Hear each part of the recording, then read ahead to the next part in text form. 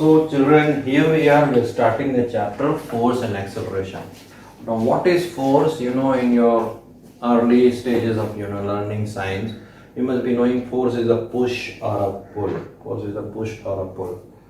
But actually now in a very more mature way we can say that force is something which can change the state of rest of a body. Like it is in rest,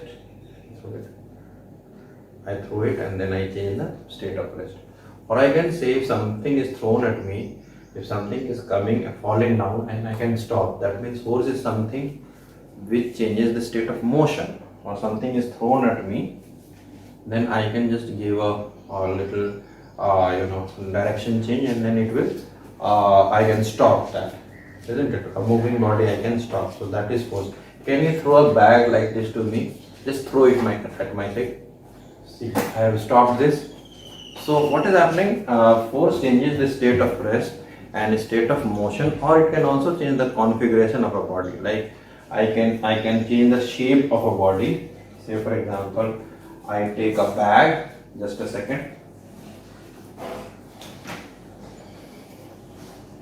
I take and then I can fold it. So force here you see can do these things. It can change the state of rest, or it can at least try. Like if I try to push this ball, it will not move, but I am trying. So force is something which tends to change the state of rest or actually changes it. Or it tends to change the state of motion or actually changes it. Or it tries to change the configuration or actually changes it. So force can be defined this way. Force is a physical agent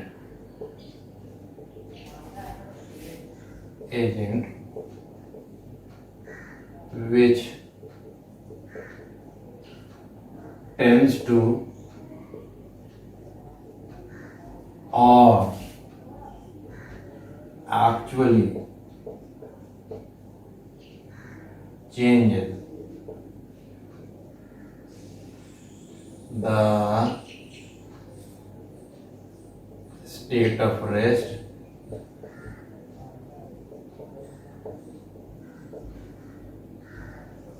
state of motion or configuration of a body.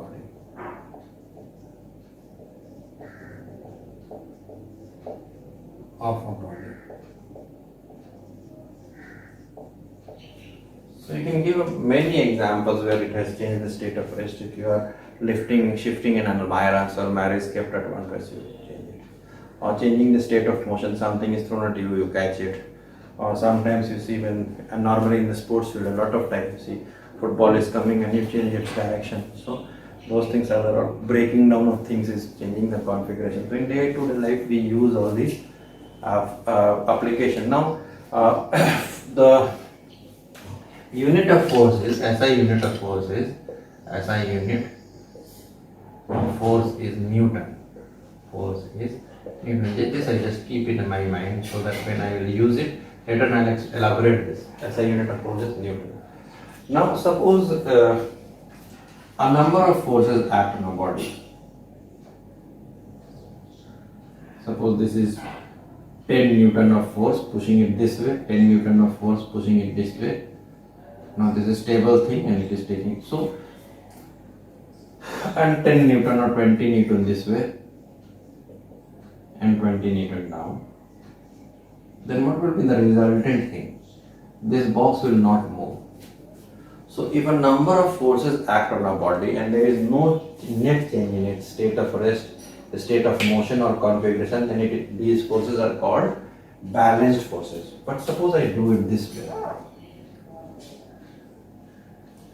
So if I am pulling this side 10 Newton and pulling that side 20 Newton, the top and the bottom are equal forces and the body will move towards east. So I'll tell that the net force over here is 10 Newtons towards east. So force will have direction also and magnitude as well. Therefore force is a vector quantity. Force is a vector quantity. Force is a vector quantity.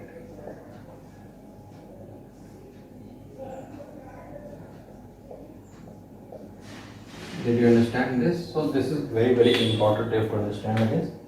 Then, now I wrap this down, these definitions. Now this was qualitative definition of force. This was qualitative definition of force.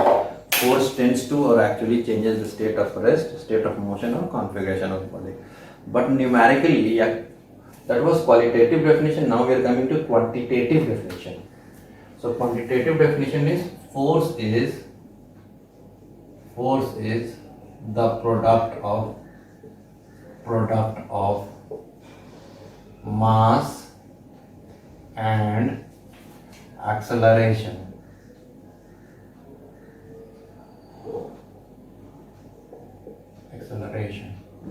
So I can write force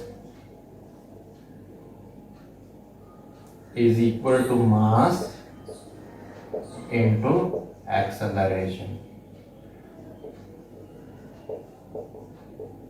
That is F is equal to ma. F is equal to ma. Now suppose I have to derive SI unit. So what I can write?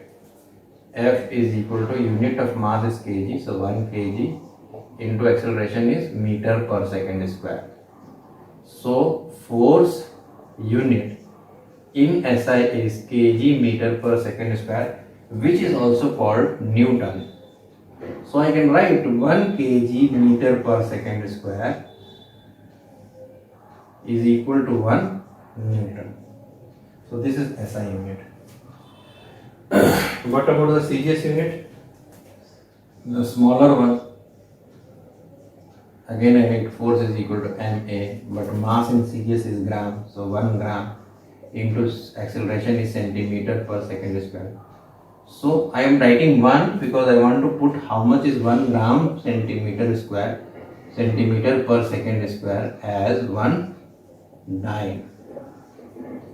So 1 gram per centimeter square is called 1 dyne. So this is what is in numerical. You have to understand that the force is product of mass and acceleration. Force is a vector quantity, and then in CGS force is equal to in SI, then the force unit is kg meter per second square, that is equal to 1 Newton, and in CGS 1 gram centimeter per second square, that is equal to 1 dyne.